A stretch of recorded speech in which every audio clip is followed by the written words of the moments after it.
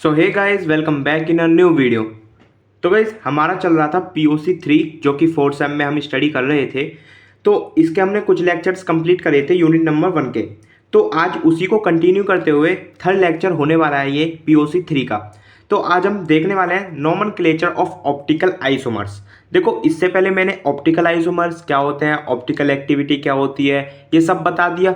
Plane polarise light को कैसे कोई रोटेट करता है वो भी आपको पता चल गया। और कायरल एटम क्या होता है, कायरल मॉलिक्यूल क्या होता है, कायरल कार्बन क्या होता है, एलिमेंट ऑफ सिमेट्री क्या होते हैं, ये सब मैंने डिस्कस कर लिया है अपने प्रीवियस वीडियो में। तो जिसने वो नहीं देखे ना, एक बार उनको जाकर देख लो, देन ये वीडियो देखना। क्योंकि अगर पीछे वाला ही क्लियर नहीं है तो ये वाला बिल्कुल क्लियर नहीं होने वाला। और ये नोमेनक्लेचर इतना इंपॉर्टेंट क्वेश्चन है, अभी से लिख लो, ये पक्का आएगा आपके यूनिवर्सिटी एग्जाम में, पक्का आने वाला है। अभी से लिख लो, जाओ चलो, ठीक है। तो प्लीज़ पीछे वाली वीडियो को देख के आओ, और जब ये समझो अच्छे से समझ में आएगा, नो डाउट, ठीक है।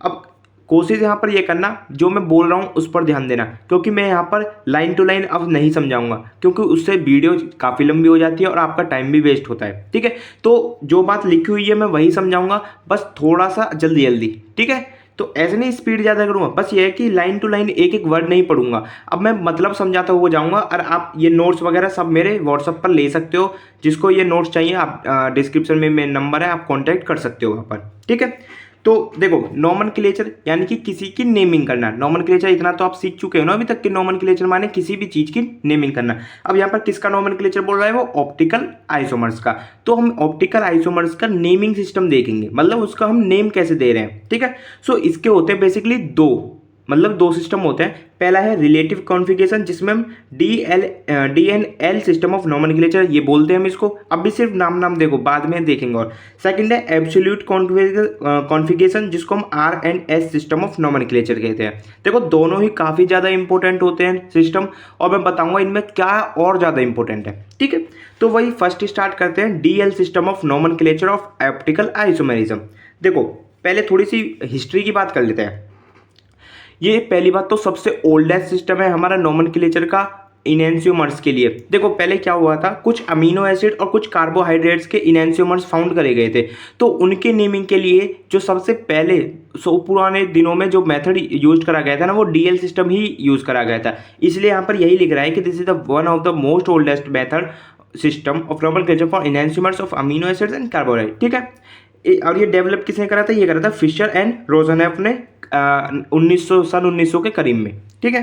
तो इसमें होता क्या है वो आप समझ लो। मेन एक लाइन में मैं आपको मतलब समझा देता हूँ कि इस नोमेनक्लेचर में होता क्या है। ग्लिसरैल्डिहाइड, जी हाँ बिल्कुल सही सुना, ग्लिसरैल्डिहाइड को हम as a reference compound use करते हैं। That's why this is known as relative configuration. देखो क्या कहा मैंने कि ग्लिसरैल्डिहाइड को रेफरेंस कंपाउंड की तरह यूज करते हैं। That's why this is known as relative configuration. मैंने ऊपर अभी बताया था ना नेमिंग में, देखो ये लिख रहा कि रिलेटिव कॉन्फ़िगरेशन, DL सिस्टम को हम रिलेटिव भी बोलते हैं। तो इसीलिए इसको रिलेटिव बोलते हैं, क्योंकि इसमें हम एक कंपाउंड को रेफरेंस कंपाउंड लेते हैं, उसको मैच करते हैं दूसरे अपने जो भी हम सैंपल वगैरह है उससे, ठीक है। तो अब यहाँ पर DL का क्या लफड़ा है वो आप समझो बात। डी, देखो डी पहले DL दो चीज़ें हैं, एक D है एक L है। तो अब पहले समझो D का मीन्स। तो D का मीन्स होता है डेक्स्टर। डेक्स्टर एक हमारा लैटिन वर्ड है, जिसका इंग्लिश में मीन्स होता है राइट हैंड साइड, मतलब राइट हैंड साइड। और राइट हैंड साइड क्या होता है हमारा, मतलब क्लॉकवाइज रोटेशन। देखो ये 1 2 3 4 चीज़ लिखी ना, चारों चीज़ सेम है, अलग नहीं है, चारों चीज़ सेम है। डी कहाँ से आया, डी आया है डेक्स्टर से। डेक्स्टर एक हमारा लैटिन वर्ड है, और जिसका मीन्स होता है राइट, मतलब राइट हैंड साइड। और राइट हैंड साइड को हम क्लॉकवाइज डायरेक्शन भी बोल सकते हैं, क्लॉकवाइज रोटेशन भी बोल सकते हैं। और जहाँ पर ये डी आएगा, क्लॉकवाइज रोटेशन आएगा, तो वहाँ पर हम डेक्स्ट्रो रोटेटरी बोलेंगे सबसे पहले। डेक्स्ट्रो रोटेटरी क्यों, क्योंकि वो राइट हैंड साइड मूव कर रहा है। तो ये क्या, ये DL कहाँ लगेंगे, ये वहाँ लगेंगे। जो भी देखो पिछली वाली वीडियो में मैंने समझाया था ना कि जो भी कंपाउंड आपके ऑप्टिकली एक्टिव होते हैं वो प्लेन पोलराइज्ड लाइट को रोटेट करा देते हैं। अब वो क्लॉकवाइज डायरेक्शन में रोटेट करा रहे हैं, तो वो डेक्स्ट्रो रोटेटरी यानी कि D उनके आगे लग जाएगा, ठीक है। और वो पीछ मतलब अब L वाला समझेंगे तो वो एंटी क्लॉकवाइज डायरेक्शन में हो जाएगा, ठीक है। और देखो जो राइट हैंड साइड में मूव कराएगा ना, उसको हम क्लॉकवाइज रोटेशन भी बोल सकते हैं, डेक्स्ट्रो रोटेटरी भी बोल सकते हैं, और D भी लिख सकते हैं उसके आगे, प्लस भी लिख सकते हैं उसके आगे। तो कंफ्यूज मत होना, D प्लस क्लॉकवाइज तीनों चीज सेम है, एक चीज, ठीक है। अब समझते हैं दूसरा L। एल का मीन्स है लेविस। लेविस मतलब एक लैटिन वर्ड है लेविस, जिसका होता है लेफ्ट, यानी कि लेफ्ट हैंड साइड। ठीक है, दोनों सेम है, देख लो आप, कोई दिक्कत नहीं है। फिर अब लेफ्ट यानी कि एंटी क्लॉकवाइज रोटेशन। ठीक है, ये क्लॉकवाइज था, ये एंटी क्लॉकवाइज हो गया। अब जिसको हम रिप्रेजेंट करते हैं एल से या प्लस से। ठीक है, और ये इसको हम बोलते हैं लीवो रोटरी। तो बस आपको दो चीज ध्यान रखनी है कि जो भी राइट हैंड साइड मूव करेगा कंपाउंड, वो डेक्स्ट्रो रोटरी हो जाएगा, जिसको हम डी या प्लस से रिप्रेजेंट कर सकते हैं।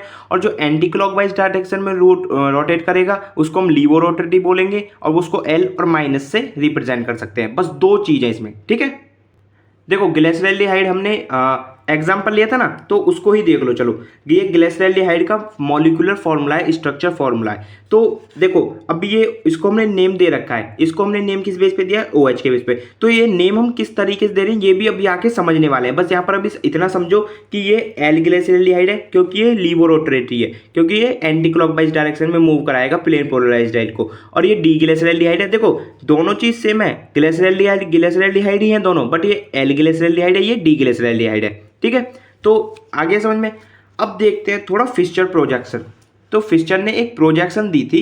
This representation is developed by Emil Fischer in 1891। इन्होंने एक रिप्रेजेंटेशन दी थी जो कि डेवलप करी थी इन्हें 1991 में। फिशर का पूरा नाम है एमिल फिशर। ठीक है, तो इसमें क्या होता है, 3D structure of molecule is represented into 2D structure. जो भी 3D स्ट्रक्चर होता है ना मॉलिक्यूल का, उसको 2D स्ट्रक्चर में रिप्रेजेंट करते हैं इस मेथड में, फिशर प्रोजेक्शन में उन्होंने यही करा था। सो इसमें क्या होता है, जो कार्बन चेन होती है ना, वो ऑलवेज रिटिन वर्टिकली, यानी कि वर्टिकली को पता है ना आपको, ऐसे वर्टिकली लिखी जाती है कार्बन चेन। और जो हॉरिजेंटल लाइन होता है वो अदर ग्रुप्स को रिप्रेजेंट करती है। जैसे यहाँ पर समझ लो, देखो ये कार्बन CH3 कार्बन आ रहा है, कार्बन है बीच में, और COH कार्बन आ रहा है, तो ये वर्टिकल लाइन में शो करे जाएंगे ये वाले कार्बन चेन। और जो नॉर्मल ग्रुप वाली चेन है, फंक्शनल ग्रुप वाली, वो हॉरिजेंटली। ठीक है, दो चीज आपको मेन ध्यान रखनी है, जो कार्बन चेन होगी वो वर्टिकली, और जो अदर ग्रुप्स होंगे वो हॉरिजेंटली। ठीक है, ये एग्जांपल है हमारा लैक्टिक एसिड। देखो लैक्टिक एसिड का ये 3D स्ट्रक्चर है, 3D फॉर्म है। अब इसको हम 2D स्ट्रक्चर में ऐसे बनाएंगे, और मैंने बता दिया कार्बन चेन हमारे वर्टिकली और ये अदर ग्रुप हमारे हॉरिजेंटली। ओके, यहाँ पर वही लिख रहा है, हॉरिजेंटल होगा वो अबव द प्लेन होगा, यानी कि प्लेन के ऊपर, और वर्टिकल वो बिलो द प्लेन, प्लेन के नीचे। ठीक है, अब देखो हमारे होते हैं इन सिस्टम के रूल्स। तो रूल्स काफ़ी ज़्यादा इंपॉर्टेंट है, रूल्स आपको ध्यान रखने ही रखने हैं। अगर एग्जाम में क्वेश्चन आता है ये सिस्टम कोई सा भी DLI या RSI, तो रूल्स दोनों के ही लिखने हैं, दोनों में रूल्स हैं, थोड़े बहुत सेम है, टेंशन मत लो। तो देखो फर्स्ट रूल क्या होगा इसमें, draw the Fischer projection properly in which most oxidized carbon should be on top if not so arrange. देखो आपको कोई कंपाउंड दे रखा है, अगर वो अरेंज्ड है पहले से, अब अरेंज कैसे होगा, वो जो सबसे ज़्यादा ऑक्सीडाइज्ड कार्बन होगा ना, वो सबसे ज़्यादा टॉप पे होगा, यानी कि टॉप फर्स्ट ऊपर होगा। एग्जांपल जैसे एल्डिहाइड है, वो सबसे ऊपर होगा, कार्बोक्सिलिक एसिड उसके नीचे, कीटोन उसके नीचे। अगर वो इस मैनर में अरेंज्ड है तो ठीक, अगर नहीं अरेंज्ड है तो उनको करो अरेंज। ठीक है, फर्स्ट रूल हमारा यही कहता है। अब सेकेंड रूल देखो, सेकेंड रूल क्या कहता है, चेक बॉटम कायरल एटम। देखो बॉटम कायरल एटम कहना क्या मतलब है, ये कायरल एटम, ये बीच वाला। ठीक है, if it contain OH या NH2 at right side so it represent by D या plus, if contain at left side it present by L minus. देखो अब ध्यान रखना, दो ग्रुप आपको सबसे पहले देखने हैं, OH और NH2। ठीक है, अगर वहां पर OH और NH2 में कोई भी एक, अभी दोनों की बात नहीं बोली मैंने, कोई भी एक प्रेजेंट है, अगर वो राइट हैंड साइड प्रेजेंट है तो उसको हम रिप्रेजेंट करेंगे D से या प्लस से। अगर वो लेफ्ट हैंड साइड प्रेजेंट है तो उसको हम रिप्रेजेंट करेंगे L से या माइनस से। अब जैसे एग्जांपल आप समझ लो, यहाँ पर OH ग्रुप है, यहाँ पर OH किस साइड है, लेफ्ट हैंड साइड, तो लेफ्ट हैंड साइड को L से रिप्रेजेंट करिए, और ये OH यहाँ पर इधर राइट हैंड साइड प्रेजेंट है, तो यहाँ पर हमने D लगाया है। ठीक है, अब आ गया ना समझ में। ओके, अब देखो आपने, अब आप सोचोगे सर एक देख लिया, अगर किसी कंपाउंड में दोनों आ गए तो फिर क्या करेंगे। अगर किसी कंपाउंड में दोनों आ जाते हैं तो फर्स्ट प्रेफरेंस देनी है आपको NH2 को। ठीक है, फर्स्ट आपको NH2 देखना है। अब मान लो यहाँ पर जैसे यहाँ पर OH है, यहाँ पर NH2 है, अब दोनों चीज़ एक में आ गई तो आपको ये NH2 की प्रेफरेंस देनी है। तो यहाँ पर NH2 होता तो ये D होता, और ये ऐसे ये L होता फिर। ठीक है, ध्यान आ गया, ये हो गया आपका थर्ड रूल। अब फोर्थ रूल देख लो, अभी मैंने पीछे बताया था क्या कि कार्बन चेन ऑलवेज हमारी वर्टिकल लाइन में ही होगी। ठीक है, तो यहाँ पर फिर से मैंने एक फॉर्मूला दे दिया आपको ग्लूकोज का, ये D ग्लूकोज, ये L ग्लूकोज। तो देखो यहाँ पर हमने किसके रेफरेंस में दी है ये चीज़, ये कायरल एटम देखेंगे पहले। कायरल एटम है हमारा ये वाला नीचे वाला, ठीक है। क्यों? क्योंकि चारों तरफ इसके मतलब अलग अलग कंपाउंड। कायरल एटम आपको पता है ना, कायरल कार्बन आपको पता है, जिसके चारों तरफ अलग अलग फंक्शनल ग्रुप हों, ठीक है। तो इसके देखो OH इस साइड आ रहा है, तो OH हम इस साइड प्रेफरेंस लेंगे, और फिर इसको हमने, ये राइट हैंड साइड आ रहा है तो इसको हमने बोल दिया डी ग्लूकोज और इसको एल ग्लूकोज। और ध्यान रखना ये जो कार्बन चेन होगी ना, ये हमेशा वर्टिकल लाइन पे ही दी जाएगी, ठीक है। ये कुछ एग्जाम्पल मैंने यहाँ पर दे रखे हैं, समझाया हुआ है, आप देख लेना। एक एग्जाम्पल ये रहा। अब देखो वो हमारा सिस्टम खत्म होता हुआ DL वाला। अब समझते हैं हम RS सिस्टम। देखो DL भी इंपॉर्टेंट है और RS भी इंपॉर्टेंट है, तो दोनों बहुत ही ईजी हैं। अभी RS DL तो आपको समझ में आ गया अच्छी तरह से, अब ये भी समझ में आ जाएगा, ठीक है। अब देखो RS सिस्टम, यहाँ पर ये भी अलग अलग चीज़ है। तो RS system was given by, ये किसने दिया था? 3 साइंटिस्ट है हमारे, कॉहन, इंगोल्ड एंड प्रिलॉग। इसको हम CIP सिस्टम भी बोलते हैं। क्यों? कौन से C आ गया, इंगोल्ड से I आ गया और प्रिलॉग से P आ गया, तो इसलिए CIP सिस्टम भी हम इसको बोलते हैं। ये रहा, this system also known as CIP system. This is absolute configuration which is used to for configuration of chiral atom present in stereoisomer. ये एक हमारा ऑब्सोल्यूट एब्सोल्यूट कॉन्फ़िगरेशन है, ठीक है, जो कि डिफरेंट स्टीरियो आइसोमर्स के कॉन्फ़िगरेशन में हम यूज़ करते हैं। अब देखो वहाँ पर हमने DL सिस्टम समझा ना, DL सिस्टम समझा, dextrorotatory, laevorotatory. Dextrorotatory हमने क्लॉकवाइज डायरेक्शन में समझा, और ये लीवो रोटेटरी एंटी क्लॉकवाइज। तो यहाँ पर भी सेम मीन्स है। R हमारा वर्ड आया है रेक्टस से। रेक्टस का मीन्स होता है राइट, और S का मीन्स होता है सिस्टर। जो S जो वर्ड आया है वो सिस्टर से आया, सिस्टर का मीन्स होता है लेफ्ट, ठीक है। अब ऐसे मत कर लेना आप, एक बात ध्यान से रखना, नोट में मैंने वही बता दिया अभी, कि जो R है, अभी आप समझोगे कि R है तो मतलब राइट हैंड साइड, तो मतलब हम इसको डेक्स्ट्रो रोटेटरी बोल सकते हैं। नहीं, ऐसा नहीं होगा, ये सिस्टम अलग है, वो सिस्टम अलग है, ठीक है। वही बात मैंने यहाँ पर लिखी है कि RS is not related to laevorotatory and dextrorotatory. ये RS सिस्टम जो है laevorotatory dextrorotatory related नहीं है। मीन्स डेक्स्ट्रो रोटेटरी में भी R और S इन कॉन्फ़िगरेशन, यानी कि डेक्स्ट्रो रोटेटरी जो वो R भी हो सकता है, S भी हो सकता है कॉन्फ़िगरेशन में, और लीवो रोटेटरी वो भी R भी हो सकता है और S भी हो सकता है, ठीक है। उस सिस्टम को अलग पढ़ना, इस सिस्टम को अलग पढ़ना। ऐसा नहीं है कि ये राइट हैंड साइड है तो मतलब R है और D सेम हो जाएंगे, नहीं, ठीक है, ध्यान रखना। अब देखो वो तो हमने डायरेक्ट रूल पढ़े थे DL वाले सिस्टम में। अब जो RS सिस्टम आता है ना, ये तो अगर ये एग्जाम में आएगा तो RS सिस्टम डायरेक्ट आ सकता है, या RS सिस्टम की जगह सीक्वेंस रूल भी आएगा। तो अगर सीक्वेंस रूल भी आ जाता है ना डायरेक्ट एग्जाम में, तो आपको वहां पर RS सिस्टम ही लिखना है, ठीक है। अब ये बहुत इंटरेस्टिंग है सीक्वेंस रूल, इसको देखो। रूल 1, सबसे पहले रूल क्या कहता है? Assign priorities to the 4 group attached to chiral atom according to atomic number. जिसका सबसे ज़्यादा एटॉमिक नंबर होगा उसको ज़्यादा प्रेफरेंस मिलेगी। सबसे पहले ध्यान रखो, जैसे कि ये एक कंपाउंड है ब्रोमीन क्लोरीन फ्लोरीन हाइड्रोजन, सबसे ज़्यादा किसका है? ब्रोमीन का एटॉमिक नंबर, ठीक है, एटॉमिक नंबर। तो फर्स्ट इसको, then chlorine, third fluorine and F4 hydrogen, ठीक है। यहाँ पर मैंने वही लिखा है कि जिसका ज़्यादा एटॉमिक नंबर उसको ज़्यादा प्रायोरिटी। सेकेंड रूल क्या कहता है? सेकेंड रूल हमारा कहता है इफ द 2 और more atom attach to the chiral carbon are same then give priority according to their next atom. अगर देखो, अगर से मतलब पहला कंपाउंड जो हम पहला देखते हैं, अगर वो सेम है, मतलब जैसे यहाँ पर क्या होता है, CH3 CH2 CH3, ये दोनों आगे का इसके सेम है, बीच में कार्बन है, तो इसका पहला भी कार्बन है, इसका अगला भी कार्बन है, तो हम प्रायोरिटी देंगे इसके अगले का एटम को, ठीक है। यहाँ पर ऐसा क्या है, देखो HOH ये अलग चीज़ है, CH3 और CH2 CH3, तो यहाँ पर CC मतलब दोनों से हमारा है। अगले एटम क्या है? H, तो इससे 3 H अटैच है, इससे 2 H अटैच है, तो फर्स्ट प्रायोरिटी हम किसको देंगे? फर्स्ट प्रायोरिटी हम देंगे इस वाले को, ठीक है।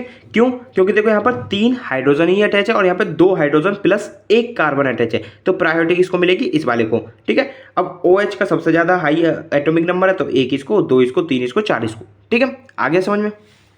थर्ड रूल हम देखते हैं कि if an atom is double bonded to another atom so treat it as it is singly bond atom to the host atom then divided order of priority. देखो अगर कोई भी हमारा डबल बॉन्डेड एटम हमको दे रखा है तो उसको हम ट्रीट ऐसे करेंगे कि वो सिंगल एटम है। जैसे COH ये यहाँ पर दे रखा है, CHO जो एल्डिहाइड ग्रुप होता है वो, तो उसको हम ऐसा ट्रीट करेंगे कि वो एक सिंगल बॉन्डेड एटम है, उसको हम पहले खोल लेंगे, ठीक है। आगे ध्यान समझ में।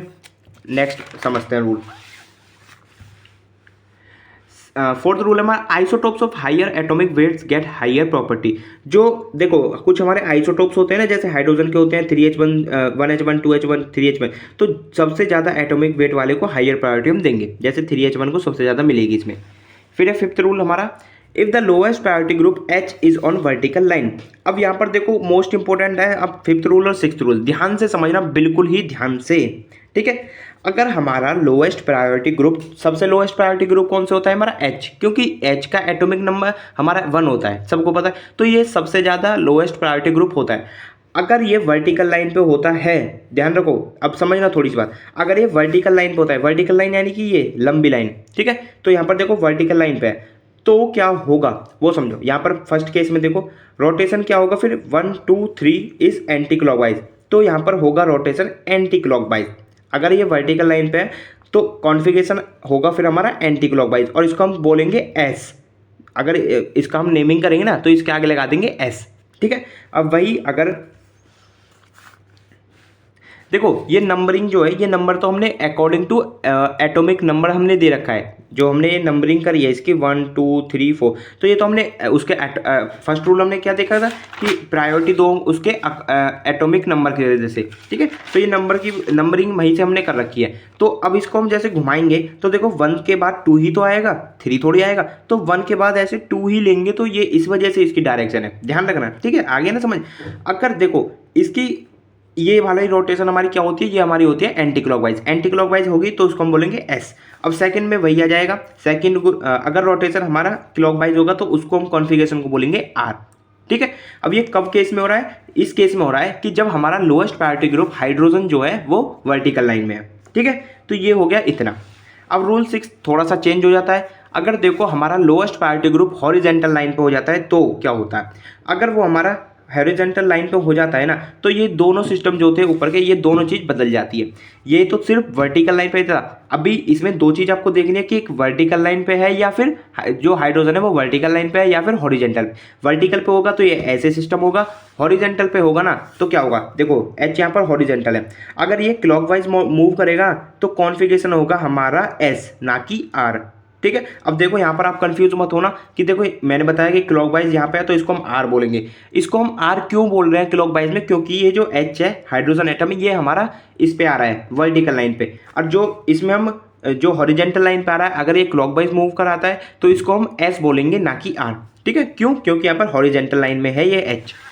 अब ऐसे ही सेम ये दूसरा वाला हो जाएगा, देखो यहाँ पर फिर से हॉरिजॉन्टल लाइन पे है ना हमारा एच, तो ये अगर एंटी क्लॉकवाइज मूव कराएगा तो यहाँ पर ये एस नहीं होगा, ये आर होगा। आगे समझ, अगर नहीं आया तो एक बार से फिर से थोड़ा सा पीछे करके वीडियो को दोबारा देख लेना। एग्जाम्पल देख लो यहाँ पर वही है, जैसे देखो पहले सबसे पहले इसको प्रायोरिटी दो नंबर के अकॉर्डिंग, देखो कैसे करते हैं, मैं नेमिंग में बताता हूँ।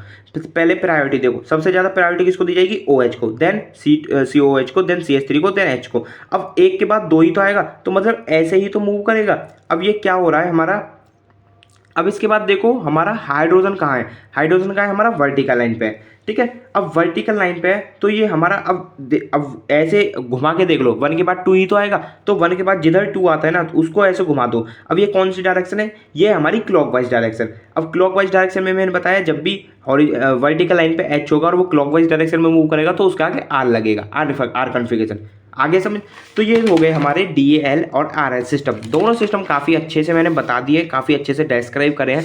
आई होप आपके समझ में वो आए होंगे, ठीक है। अब एक और चीज़ समझ लेते हैं जो कि नेक्स्ट हमारा टॉपिक है, रिएक्शंस ऑफ कायरल मॉलिक्यूल। देखो कायरल मॉलिक्यूल मैंने बताया था ना क्या होता है, अभी दोबारा से पढ़ लेते हैं, चलो कोई नहीं। Those molecules which contain chiral carbon are called chiral molecule। chiral molecule हमारे वैसे molecules होते हैं जिनके अंदर chiral carbon प्रेजेंट होता है, ओके सिंपल। अब chiral carbon क्या है वो समझो। chiral carbon एक हमारा कार्बन एटम है जो कि कनेक्ट होता है 4 डिफरेंट फंक्शनल ग्रुप से, 4 डिफरेंट फंक्शनल एटम से, ठीक है। अब यहाँ पर एग्जांपल देख लो आप, C चारों अलग अलग है, Br है, CH3 है, OH है, H है, तो ये कायरल एटम बोलेंगे हम इसको, कायरल कार्बन बोलेंगे इसको, बीच वाले कायरल कार्बन को, और ये पूरा मॉलिक्यूल बोलेगा कायरल मॉलिक्यूल, ओके। अब बात करते हैं इसके रिएक्शंस की। तो जनरली 3 टाइप की रिएक्शंस होती है हमारी कायरल मॉलिक्यूल की। फर्स्ट होती है inversion of configuration, second retention of configuration, third है रेसिमाइजेशन। तो फर्स्ट समझो इन्वर्जन ऑफ कॉन्फ़िगरेशन, पहले लैंग्वेज में आपको पढ़ा देता हूँ। Inversion is a type of reaction in which chiral molecule change their configuration. Simply we can say S configuration changes into R और R configuration changes into S configuration. तो inversion of configuration, inversion यानी कि change हो रहा है। तो मतलब इसमें क्या हो रहा है कि जो कायरल कार्बन होता है, कायरल मॉलिक्यूल होता है, सॉरी कायरल मॉलिक्यूल, वो अपना कॉन्फिगरेशन ही चेंज कर देता है। हम सिंपल कह सकते हैं कि जो S कॉन्फ़िगरेशन में होगा वो R कॉन्फ़िगरेशन में हो जाता है चेंज, और जो S कॉन्फ़िगरेशन में होता है वो R कॉन्फ़िगरेशन में चेंज होता है। जैसे यहाँ पर मैंने बता दिया RD कोई मतलब अपना कॉन्फ़िगरेशन चेंज कर लेते हैं, वो सिस्टम है बस। ठीक है, अभी मैं आपको थोड़ा सा रिएक्शन समझा देता हूँ इसकी। चलो एग्जाम्पल में हम ले लेते हैं SN2 मैकेनिज्म वाली रिएक्शन, जो न्यूक्लियोफिलिक रिएक्शन होती थी हमारी, ये इन्वर्जन रिएक्शन ही शो कर दी थी। अभी आपने सेकंड सेमेस्टर में पढ़ाई भी होगी, जो वार्लन इन्वर्जन वगैरह होते थे, ये SN2 जो रिएक्शन होती थी वो हमारी इन्वर्जन रिएक्शंस कहलाती थी। अगर नहीं पढ़ाया तो कोई नहीं, अब पढ़ लो।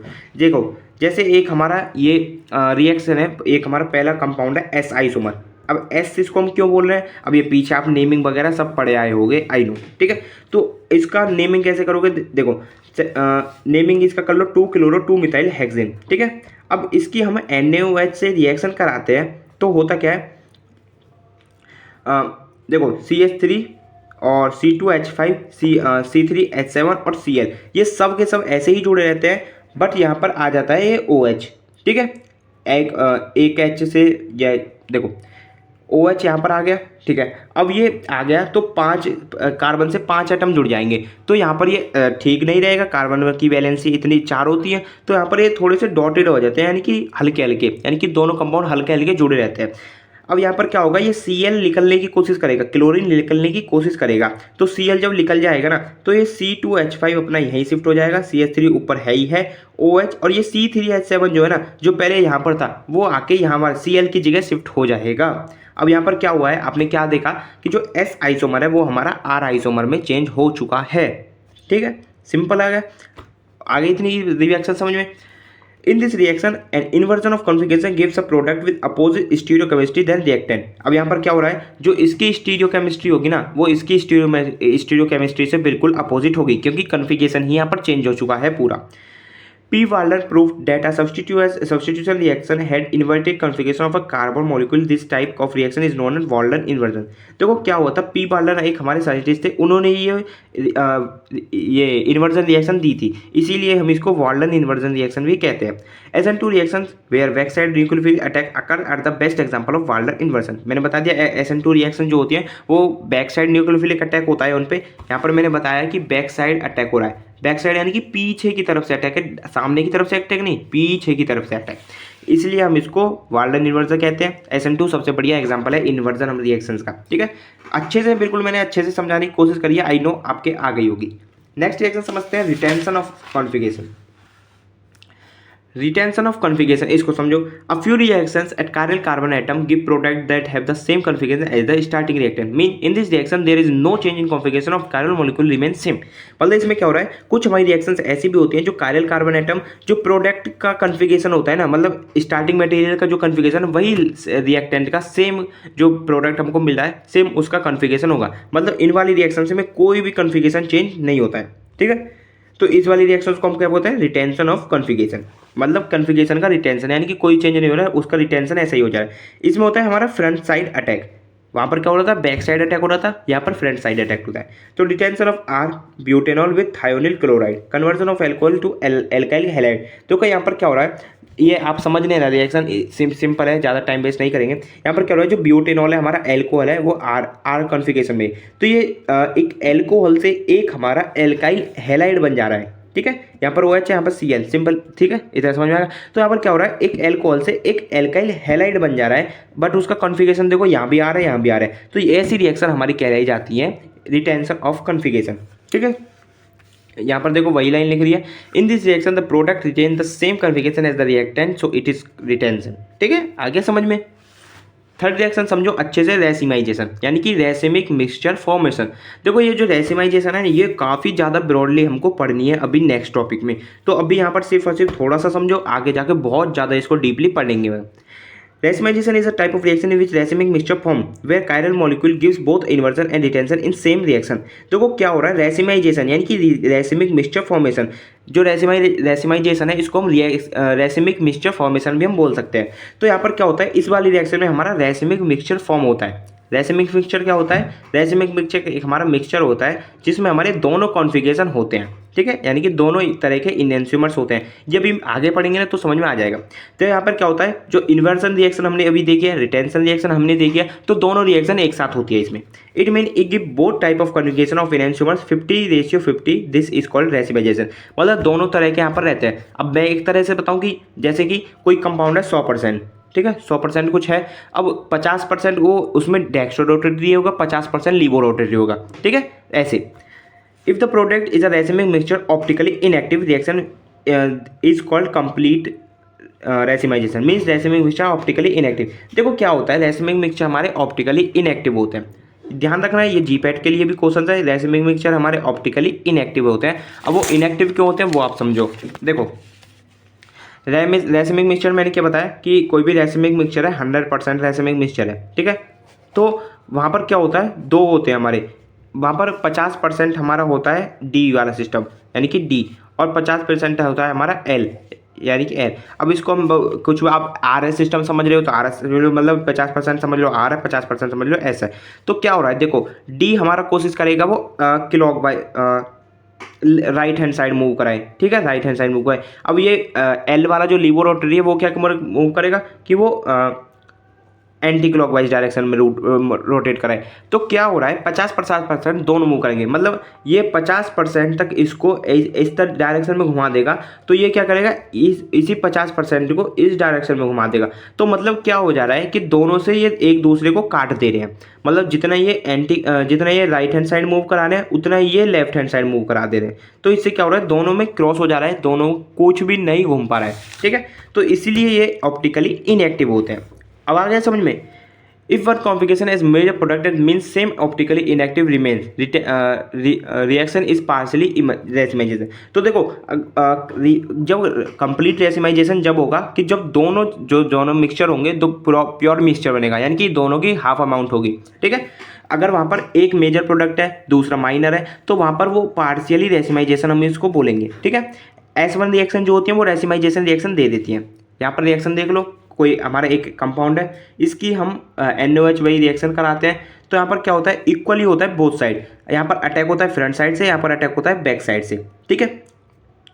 क्यों, देखो अगर इसका हम अटैक कराएंगे फ्रंट साइड से तो हमारा एस कॉन्फ़िगरेशन फॉर्म होगा, क्योंकि ये एक्स है तो यहाँ पर होता है रिटेंशन, इस वाली रिएक्शन में रिटेंशन हो रहा है। अगर हम इसको कॉन्फ़िगरेशन चेंज करेंगे बैक साइड से रिएक्शन करेंगे तो यहाँ पर क्या हो रहा है, इसका हो रहा है इन्वर्जन, ठीक है। तो एस है तो आर चेंज हो गया, तो यहाँ पर देखो एस भी बन गया और आर भी बन गया। तो हम इसी चीज़ को बोलेंगे मिक्सचर ऑफ किसका, mixture of R and S. तो 50% ये दोनों बनते हैं, तो इसको हम मिक्सचर ऑफ आर एस से बोलेंगे। जहाँ पर ये मिक्सचर फॉर्म हो गया उसी रिएक्शन को हम बोलते हैं रेसिमाइजेशन। आगे समझिए, 3 रिएक्शन थी, रेसिमाइजेशन, रिटेंशन एंड इन्वर्जन। तीनों रिएक्शन अच्छे से मैंने समझा दिए हैं आपको, आई होप आपके समझ में आ गई होगी, ठीक है।